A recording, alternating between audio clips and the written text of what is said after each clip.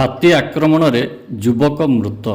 Begunia block ଅନ୍ତର୍ଗତ ସିକୋ ପଞ୍ଚାୟତର ଖଡ଼ିପଦର ଗ୍ରାମରେ ହାତୀର ଉତ୍ପାତ।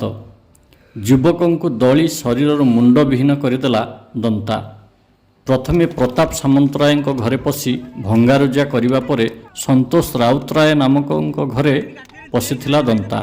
ସନ୍ତୋଷଙ୍କ ଘରୁ ଧାନ ବସ୍ତା ଟେକି ନେଇ ଯାଉଥିବା ସମୟରେ ସାମ୍ନାପଟୁ ଆସୁଥିବା ଶଙ୍କର ରାଉତରାୟ ନାମକ ବ୍ୟକ୍ତି ଦନ୍ତାର ସମ୍ମୁଖରେ ପଡ଼ିଯାଇଥିଲେ। ତେବେ ହାତୀଟି ଧାନ ବସ୍ତା ଛାଡ଼ି ଶଙ୍କରଙ୍କୁ ଦଳି ତାଙ୍କର ଶରୀରରୁ ମୁଣ୍ଡକୁ ଅଲଗା କରିଦେଇଥିବା ଗାଁ ଲୋକ କହିଛନ୍ତି।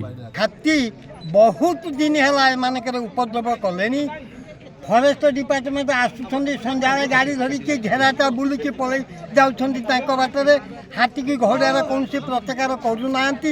ଆଗରୁ ଡ୍ରୋନ୍ଟା ବୁଲୁଥିଲା, ଏବେ ଆଉ ଡ୍ରୋନ୍ ନାହିଁ। କାଲି ହାତୀ ଆସିଛି, ଅତର୍କିତ ଭାବରେ ତାର ଘର ସମ୍ମୁଖରେ ଗାଁ ମୁଣ୍ଡରେ ହାତୀ ସହିତ ଭେଟ ହେଇଛି। ତା ପୂର୍ବରୁ ଅଧଘଣ୍ଟା ଆଗରୁ ସାହିରେ ପଶିକି ହାତୀ ଘର ଦ୍ୱାରା ଆରମ୍ଭ କରିଛି ଭାଙ୍ଗିବା ପାଇଁ। ଡେକିପତ୍ର ଚକଟିଛି, ଧାନ ବସ୍ତା ଫୋପାଡ଼ିଛି। ଆସିଲା ଆସି ଗାଁ ଭିତରେ ହାତୀ ସହିତ ତାର ସମ୍ମୁଖୀନ ଭେଟ ହେଇଗଲା। ହାତୀ ଦଳି ଚକଟିକି ଗଣ୍ଡି ମୁଣ୍ଡ ଅଲଗା କରିଦେଇଛି। ये जो आम गाँव में आज जनक हाथी भोर भोर मारिदेसी। गोटे है इलेक्ट्रिक डिपार्टमेंट है करेन्ट काटुची, तार कौटी ऊपर अच्छी करेन्ट काटार कौन दरकार जे गोटे कथा हूँ करेन्ट न कटा जाऊ कहीं ना अंधार जो लोक जापारना तो सी बाहर जंगल भीतर करेन्ट काटतु कि गाँ भीतर करेन्ट जमा काटार ना। पूरा टोटाल पंचायत को करेन्ट लाइट दि जाऊ जमती लोक सुरक्षित रे साइरन दि जाऊ जमती हाथी आसिले लोक जापर जे हाथी आसूची सतर्क रे।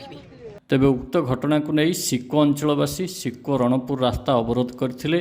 जंकिया थाना अधिकारी और वन विभाग अधिकारी माने पहुंची युवकों को उद्धार करने सहित तांकु खोर्धा जिला मुख्य चिकित्सालय को एम्बुलांस जोगे पठाई थिले।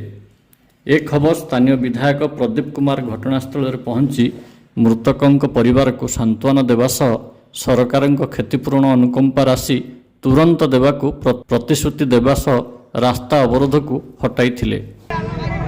वन्यअंचल विभाग सहित कथा सरकार विधि व्यवस्था क्षतिपूरण पाइबा से क्षतिपूरण तुरंत किभଳି मिलिବ ଏବଂ से शव सत्कार जिलापाल सहित कथा हो तहसीलदार उपस्थित अच्छा 30,000 टंका रेड क्रॉस से परिवार को दिज्व। ये अंचल जो हाथी आसिले इलेक्ट्रिक लाइन काटी दि जाऊँगी किभଳି न कटाଯିव और सरकार पाखे निवेदन करा टीवी चैनल माध्यम हाथी को तुरंत एठू नबार सरकार व्यवस्था करूँ नतुबा आगामी दिन में आपको नहीं एक विराट जन आंदोलन